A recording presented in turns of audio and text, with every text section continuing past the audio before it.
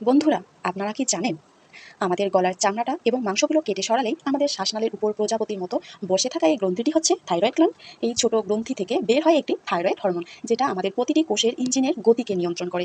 শরীরে কতটা এনার্জি পোড়াবে, কতটা তাপ তৈরি হবে, কতটা দ্রুত কাজ করবে, এসব এই হরমোনেরই নিয়ন্ত্রণ করে। তো এখন এই হরমোনটা যদি কম তৈরি হয় তাহলে শরীরের সব ইঞ্জিনে অকেজো হয়ে পড়বে।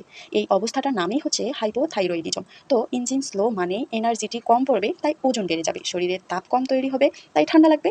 শরীরের সব অঙ্গ স্লো হয়ে পড়বে, তাই ক্লান্তি ক্লান্তি লাগবে। পেট স্লো হয়ে গেলে কোষ্ঠকাঠিন্য হবে। কোষের বৃদ্ধি কমলে এজন্য চুল পড়বে, ত্বক শুষ্ক হয়ে যাবে।